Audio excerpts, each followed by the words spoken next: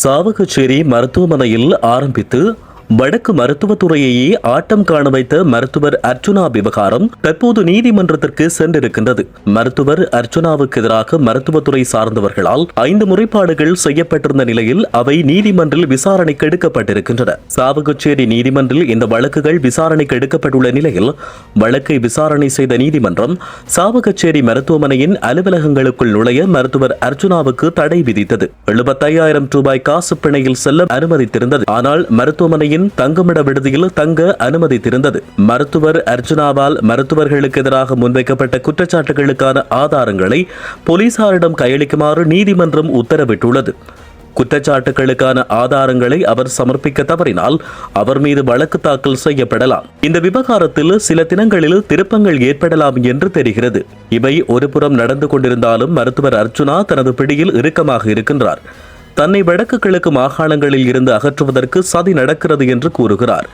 அதே நேரம் சட்ட ரீதியாக தனக்கு ஏற்படுத்தப்படும் நெருக்கடிகளை எதிர்கொள்வதற்கான நிதி வசதி இல்லை என்று தன்னுடைய ஃபேஸ்புக் பதிவில் குறிப்பிட்டுள்ள அவர் மனிதாபிமானமுள்ள சட்டத்தரணிகளின் உதவியை கோரியிருக்கின்றார்.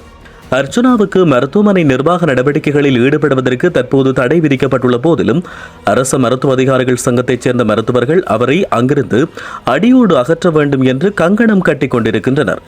மருத்துவமனை விடுதியில் இருந்தும் மருத்துவர் அர்ச்சுனா வெளியேற வேண்டும் என்றும் இல்லாவிட்டால் போராட்டங்களில் ஈடுபடுவோம் என்றும் அச்சுறுத்துகின்றனர். மறுபுறத்தில் கொழும்பில் இருந்து இன்று சுகாதார அமைச்சின் உயர்மட்ட குழு ஒன்று யாழ்ப்பாணம் வந்திருக்கிறது. அமைச்சர் ரமேஷ் பத்ரன தலைமையில் இந்த குழு யாழ்ப்பாணம் போதனா மருத்துவமனையில் இன்று காலை விசேட கலந்துரையாடல் ஒன்றை நடத்தியிருக்கின்றது. சர்ச்சைக்குரிய சாவகச்சேரி மருத்துவமனைக்கும் இந்த குழுவினர் சென்றிருந்தனர். வைத்தியசாலை தொடர்பில் நீடிக்கும் சர்ச்சையினை தற்காலிகமாக முடிவுக்கு கொண்டு வரும் வகையில் சாவகச்சேரி மருத்துவ அத்தியட்சகராக ராஜீவை நீடிப்பார் என்று சுகாதாரத்துறை அமைச்சர் ரமேஷ் பத்ரன அறிவித்துள்ளார்.